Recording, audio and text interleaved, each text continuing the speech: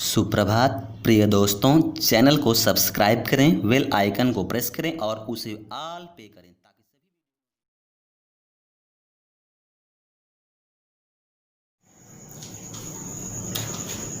सुप्रभात प्रिय छात्रों, आज मैं आपके लिए क्लास 11th की बायोलॉजी का चैप्टर 1 जीव जगत और जिसमें मैंने आपसे चर्चा कर रहा था एनसीईआरटी के जितने भी क्वेश्चन हैं उनके आधार पे पूरे चैप्टर को मैं समराइज कर दे रहा हूँ। आपका प्रश्न भी हो जा रहा है, उत्तर भी हो जा रहा है और पूरा चैप्टर भी कंप्लीट हो जा रहा है। ठीक है बच्चों, तो मैंने पार्ट 1 अपलोड कर दिया है, पार्ट 2 ये आपके सामने लेकर के उपस्थित हूँ। आपने देखा होगा कि बायोलॉजी में पढ़ने में बहुत आनंद आता है। बस क्या है कि आपको अच्छे मार्गदर्शक के रूप में गुरु मिल जाएं तो आपका कल्याण हो जाता है, आपकी सारी मनोकामनाएं पूरी हो जाती हैं। और वैसे भी हम यही चाहते हैं कि आप 100% रिजल्ट लेकर के आएँ। ठीक है, आपने क्लास 12th का रिजल्ट देखा कि हमारे सभी बच्चे टॉप कर गए, मतलब कि 100 में सब 94, 96, सब 80, 70 सब ऊपर क्रॉस किए हुए हैं। ठीक है ना, बहुत अच्छे नंबरों के साथ में। तो आप भी कोशिश करिए और इससे अगर आप चैनल को सब्सक्राइब नहीं किए हैं तो सब्सक्राइब कर लीजिए, लाइक शेयर कमेंट करिए। कमेंट कर देते हैं तो हम और भी खुश हो जाते हैं क्योंकि आप हमसे जुड़ गए हैं। ठीक है ना, तो आइए स्टार्ट करते हैं। देखिए बहुत आनंद आता है पढ़ने में। क्या लिखा गया है कि जाति शब्द के सभी मानवीय वर्तमान कालिक अर्थों को एकत्र कीजिए। क्या आप अपने शिक्षक से उच्च कोटि के पौधों तथा प्राणियों, उच्च कोटि के पौधों तथा प्राणियों, उच्च कोटि के पौधों तथा प्राणियों तथा बैक्टीरिया की स्पीशीज का अर्थ जानने के लिए चर्चा कर सकते हैं? तो यह प्रश्न ही आपका क्या है, चर्चा करने का विषय है। ठीक है, तो ये आपको बताना है कि भाई जाति शब्द, तो सबसे पहले तो आपको यही बताना है कि जाति को कैसे आप डिफाइन करते हैं। तो ये तो मैंने अभी बता दिया प्रीवियस लेक्चर में कि जाति क्या होती है, किसी भी वर्गीकरण की सबसे छोटी इकाई होती है या आधारभूत इकाई होती है। ठीक है, तो आइए हम इस पे चर्चा करने की जब बात आती है, जब भी अपने टीचर से चर्चा करते हैं तो ये तो आपको मालूम ही रहता है कि स्पीशीज या जाति एक प्राकृतिक जनसंख्या तथा समान आकार की इंग्लिश में क्या कहते हैं, मॉर्फोलॉजी, तथा एनाटॉमी को हिंदी में कहते हैं आंतरिक संरचना, तथा फिजियोलॉजी को क्या कहते हैं, कार्यकी, तथा सेलुलर स्ट्रक्चर वाले जीवों की प्राकृतिक जनसंख्या होती है। समझ गए? जाति में ये केवल चर्चा का विषय आप चर्चा कर रहे हैं कि सर जाति जो है एक प्राकृतिक जनसंख्या है, उसकी अगर देखा जाए तो मॉर्फोलॉजी, एनाटॉमी, सेलुलर स्ट्रक्चर, ये सब टाइप के जो भी जीव हैं, ठीक है ना, इनकी प्राकृतिक जनसंख्या होती है। एक तो मुद्दा ये हो सकता है। दूसरा मुद्दा आप समझ सकते हैं कि जाति या स्पीशीज क्या है, वर्गीकरण की आधारभूत इकाई होती है। ठीक है ना, यह सबसे छोटी इकाई का नाम क्या है, जाति। वर्गीकरण की सबसे छोटी इकाई क्या होती है, स्पीशीज या जाति, जिसमें एक जाति के जीव के समान आनुवंशिक गुण होते हैं। ठीक है ना, दूसरा चर्चा का विषय तो ये था। तीसरा अगर हम बात करें कि जाति या स्पीशीज ऐसे संरचनात्मक रूप से समान जीवों का समूह है जो आपस में क्या है, फ्रीली सेक्सुअल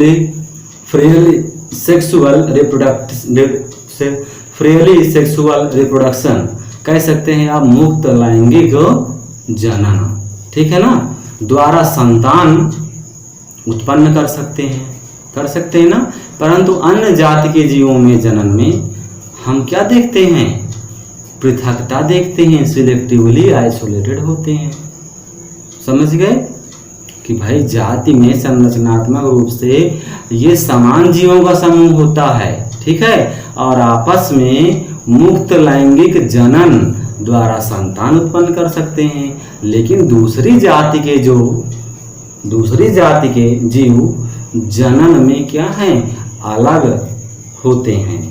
तो कैसे, तो आप देखिए सबसे पहले कि जितने भी उच्च पादप हैं, हायर प्लांट, उच्च पादप या उच्च जंतु, हायर प्लांट्स एंड एनिमल्स में लैंगिक जनन होता है। ये पहला कॉन्सेप्ट आपको मालूम होना चाहिए, सेक्सुअल रिप्रोडक्शन होता है, ठीक है। अतः इनकी जाति जो होती है निर्धारण के लिए क्या है कि रिप्रोडक्टिवली आइसोलेशन का उपयोग किया जाता है। भाई उच्च जाति के प्लांट्स एनिमल्स ना, ये जो हैं, तो इनकी जाति के निर्धारण के लिए रिप्रोडक्टिव आइसोलेशन का उपयोग किया जाता है। अतः परिभाषा हमने अभी आपसे जो लास्ट वाली बताया ना कि संरचनात्मक रूप से समान जीवों का ऐसा समूह होता है जो फ्रीली क्या होते हैं, मुक्त लैंगिक जनन द्वारा संतान उत्पन्न करते हैं। ये तो बात सही है। अब वहीं पे अगर देखें कि बैक्टीरिया में मुक्त प्रजनन या फिर रिप्रोडक्शन तथा जनन पृथकता की अगर बात करें तो नहीं पाया जाता है। बताइए अगर पाया जाता हो तो ये जो बैक्टीरिया है, इस बैक्टीरिया में आप बताइए, ऐसा तो नहीं है। बात समझ गए ना। तो यहाँ पे आपने यही देखा कि जीवाणुओं में क्या देखा आपने, फ्री रिप्रोडक्शन तथा रिप्रोडक्टिव आइसोलेशन, जनन पृथक्करण नहीं पाया जाता है। माइक्रोस्कोपिक जीव है, छोटा जीव है ना, इसलिए आप कह सकते हैं जीवाणुओं की जाति का निर्धारण मार्फोलॉजी के आधार पर किया जाता है। यह भी परिभाषा सही है, ठीक है। आइए अब क्वेश्चन नंबर हम लोग सेकंड देखते हैं, 9th वाला।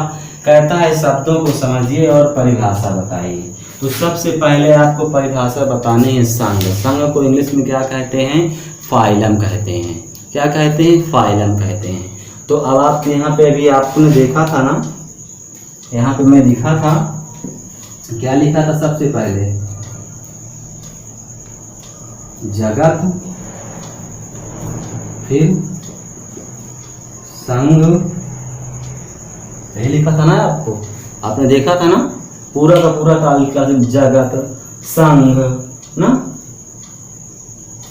Class, order, family, genus, species, इस तरह से मैंने सबको क्लासिफाइड किया था। तो सबसे पहले आपको क्या बताना है, संघ को बताना है। तो अब अगर संघ को बताना है तो संघ किससे मिलकर के बना हुआ होगा, ये आपको मालूम होना चाहिए। हाँ, कि संघ जो है किससे मिलकर के बना हुआ है, यही चीज़ आपको यहाँ पे बतानी है। तो अगर आपको ये पूरा सीरीज याद होगी तो आप बता ले पाएंगे, कि नहीं बता ले पाएंगे। संघ ना, फिर और क्या आता है, वर्ग, फिर क्या आता है, गण, फिर क्या आता है, कुल, फिर क्या आता है, वंश, फिर क्या आता है, जाति। ये देखो, ठीक है। तो अब आप ही बताइए कि भाई ये संघ है, संघ को आपको परिभाषित करना है। तो समान गुणों वाले वर्गों को एक संघ में रखा जाता है। यहाँ से आप ध्यान दीजिएगा कि समान गुणों वाले वर्गों को किस में रखा गया है, समान गुणों वाले वर्गों को संघ में रखा जाता है। जैसे पीसेज ना, जिसे आप मत्स्य कहते हैं, एम्फीबिया, उभयचर, रेप्टाइल, सरीसृप, एबीज, पक्षी, मैमेलिया, स्तनधारी जंतुओं को एक ही संघ कार्डेटा में रखा गया है। समझ गए। विभिन्न गुणों वाले वर्गों को किस में रखा जाता है, संघ में। जैसे कि उनके आप नाम लिख दीजिए जितने भी वर्ग होते हैं। वर्ग में आप पीसेज यानी कि आप कह सकते हैं मत्स्य, उभयचर, रेप्टाइल्स, मैमेलिया, ठीक है ना, ये सब को आप लिख सकते हैं। कार्डेटा में रखा गया है। इन्हीं सभी जंतुओं में क्या होती है, रीढ़ की हड्डी पाई जाती है। सब जंतुओं में क्या होती है, रीढ़ की हड्डी पाई जाती है, ठीक है। पौधों में समान गुणों वाले वर्गों को एक डिवीजन में वर्गीकृत किया गया है। किस में वर्गीकृत किया गया है, डिवीजन में। अगर यहीं पे अगर पौधों की बात करें तो पौधों की बात अगर करें आप तो ये डिवीजन, ठीक है ना। तो ये आप ध्यान दीजिएगा कि समान गुणों वाले वर्गों के समूह को पौधों में किस पे रखा जाता है, डिवीजन में रखा जाता है। जैसे जंतुओं में बात की जाए तो संघ में रखा जाता है, पौधों में बात किया जाए तो डिवीजन में रखा जाता है। ठीक है ना, यहाँ तक बात क्लियर हो गई। अब देखिए सेकंड नंबर क्वेश्चन है वर्ग। अब भैया वर्ग है तो वर्ग किससे बना होगा, यह भी आपको ध्यान देना है कि समान गुणों वाले आर्डर को एक ही वर्ग में रखा जाता है। ये देखो, समान गुणों वाले एक ही आर्डर को किस में रखा जाता है, एक ही वर्ग में रखा जाता है। बात समझ गए। अब जब एक ही वर्ग में रखा जाता है तो आर्डर में आपने क्या देखा, प्राइमेट्स। आर्डर प्राइमेट्स में बंदर, गोरिल्ला, चिंपैंजी ये सब आते हैं। आर्डर प्राइमेट्स में क्या क्या आते हैं, बंदर, गोरिल्ला, चिंपैंजी ये सब आते हैं। ठीक है, आदि को एक ही वर्ग मैमेलिया में भी रखा गया है, इसमें शेर, कुत्ता, बिल्ली के साथ में, क्योंकि ये सभी स्तनधारी श्रेणी में क्या है, रखे गए हैं। आइए कुल की बात करते हैं। कुल मीन्स क्या होता है, फैमिली। कुल मीन्स क्या होता है, फैमिली। तो जिस प्रकार से आप कुल की बात करते हैं तो उस प्रकार से ये कुल किससे मिलके बना हुआ है, ये तो आप बता सकते हैं ना, कि जिस प्रकार समान गुणों वाली जाति को एक वंश में रखते हैं, जिस प्रकार से समान गुणों वाली जाति को एक वंश में रखते हैं, उसी प्रकार से समान गुणों वाले वंश को हम एक किस में रखते हैं, कुल में रखते हैं। बात समझ गए। ऐसे कि आलू, टमाटर, बैगन में कई गुण समान होते हैं, इसलिए इन्हें एक ही कुल की फैमिली क्या नाम है, सोलेनेसी में रखा जाता है। बात समझ गए। इसी तरह से अगर आप देखें कि भाई बस इतना ही आप समझ लें, ये हो गया। अगर आप आर्डर की बात करें, किसकी बात कर दें, गण की बात करें, तो ये तो बता दिया। अब वंश की बात करें, हाँ, ये भी सब बता दिया। और तो ये तो सब में कोई दिक्कत है नहीं, सारे प्रॉब्लम सॉल्व हो गई। भाई वंश बनेगा तो वंश भी आप देख सकते हैं कि वंश संबंधित स्पीसीज का एक क्या होता है, समूह होता है। समूह होता है कि नहीं होता है। Genus is a group of related species. Genus जो है किससे रिलेटेड होता है, स्पीसीज से रिलेटेड होता है। तो ये तो आपका था जो है, इन सब को बताना था। ठीक है, अब इसके बाद ही अगर बात करें कि जीव का वर्गीकरण, ठीक है, तो यहाँ पे आप देख सकते हैं जीवों के वर्गीकरण तथा पहचान में कुंजी किस प्रकार सहायक है। जीवों को जब आप वर्गीकृत करते हैं तो कुंजी किस प्रकार सहायक होती है। कुंजी एक ऐसी विधि होती है, कुंजी एक ऐसी विधि होती है जिसके द्वारा क्या होता है, विभिन्न वर्गों में स्थित प्रत्येक प्रकार के जीव की क्या होती है, पहचान की जाती है। बात समझ गए। लाइट चली गई है फिर भी आपको दिखाई दे ही रहा है स्पष्ट। ठीक है, तो कुंजी एक ऐसी विधि है जिसके द्वारा विभिन्न वर्गों में स्थित प्रत्येक प्रकार के जीव की पहचान की जा सकती है। वैज्ञानिक जीवों की पहचान उनके गुणों के आधार पर जो है बनाई जाती है। कुंजी पौधों तथा जंतुओं के समान तथा असमान गुणों के आधार पर बनाई जाती है। वर्ग की कुंजी या टैक्सोनॉमी की दो विपरीत लक्षणों पर आधारित होती है। इनमें एक को तो स्वीकार किया जाता है जबकि दूसरे को अस्वीकृत किया गया है। कुल वंश जाति के लिए अलग अलग कुंजी का उपयोग किया जाता है। ठीक है बच्चों, तो अगर नहीं समझ में आया होगा तो वीडियो को बार बार आप रिपीट करके सुन लीजिएगा, इसका आंसर क्लियर हो जाएगा। ठीक है, अब लास्ट प्रश्न बचता है कि पौधों तथा प्राणियों की बात कर रहा है कि पौधों तथा प्राणियों के उचित उदाहरण देते हुए वर्गीय पदानुक्रम। अब देखो वर्गीय पदानुक्रम का चित्रण करना है आपको। ठीक है, तो यहाँ पे तो हमने लिख ही दिया है पदानुक्रम, जगत, संघ, वर्ग, आर्डर, कुल, वंश, जाति, ये तो सब हो ही गया है। ठीक है ना।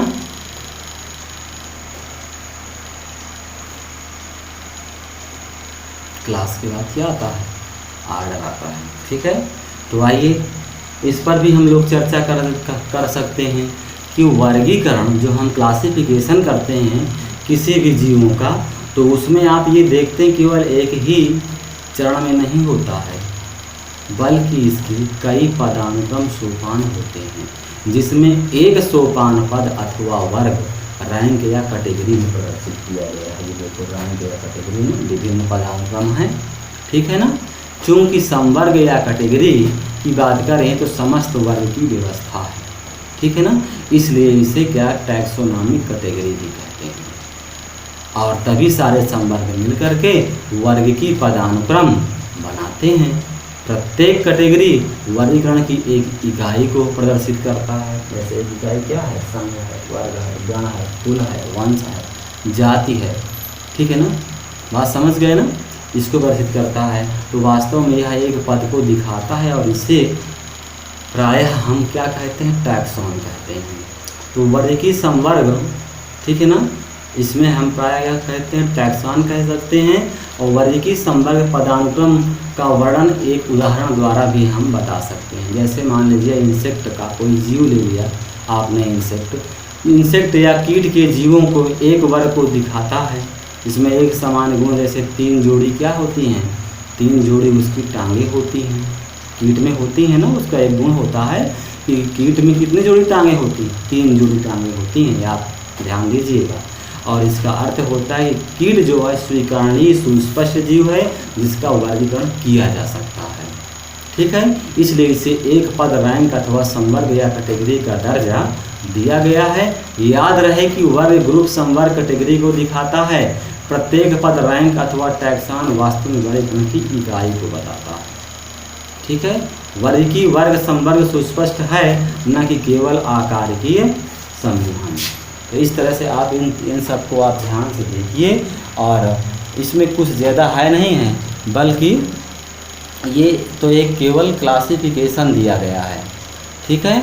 तो आप इस तरह से क्या बता करके देख सकते हैं कि सभी जितने भी ज्ञात जीव हैं इनका वर्गीय अध्ययन सामान्य वर्ग जैसे कि जगत ना को क्या कहते हैं, किंगडम, संघ, फाइलम, क्लास, आर्डर, क्लास वर्ग, आर्डर गण, फैमिली कुल, जीनस वंश, स्पीशीज जाति, ठीक है ना। ये सबसे निचले संवर्ग में आते हैं। इनका वर्गीकरण को हम आपको दिखा दिया लिख करके, ठीक है। तो क्लासिफिकेशन अभी हमने किया था, तो आप इसको लिख सकते हैं। जगत में मनुष्य का क्लासिफिकेशन करेंगे, जगत में जंतु जगत, संघ में क्या हो जाएगा, कार्डेटा, वर्ग में क्या हो जाएगा, मैमेलिया, आर्डर में क्या हो जाएगा, ठीक है। आर्डर में क्या, आर्डर की बात करेंगे तो प्राइमेट्स हो जाएगा, कुल की बात करेंगे होमिनिड हो जाएगा, वंश की बात करेंगे तो जीनस हो जाएगा, जीनस वंश की बात करें होमो हो जाएगा, जात की बात करेंगे तो क्या हो जाएगा, सैपियंस हो जाएगा, ठीक है। तो इस तरह से आप जो है इन सब का जो है वर्गीकरण आप बहुत आराम से कर सकते हैं। तो बात समझ में आ गई होगी बच्चों। आज यहीं तक आपको अच्छा लगा हो, मैंने जो बताया आपको समझ में आया हो, तो आप हमको तो रिस्पांस ज़रूर ही देना। आप चैनल को अगर सब्सक्राइब नहीं किए हैं तो सब्सक्राइब कर लीजिए, लाइक कर लीजिए, शेयर कर दीजिए, और कहीं पर कोई प्रॉब्लम्स हो तो आप कमेंट कर दीजिए, ठीक है। बल्कि आपका फर्स्ट कर्तव्य यही बनता है कि यदि हमने आपको इतने अच्छे से सब चीज़ों को समझा दिया, बता दिया, तो आप भी हमसे जुड़े रहें। इसके लिए आप सब्सक्राइब और बेल आइकन का बटन दबा लीजिए ताकि वीडियो आपको रेगुलर मिलते रहें, ठीक है। Thank you so much, love you all. Next part में फिर मिलते हैं।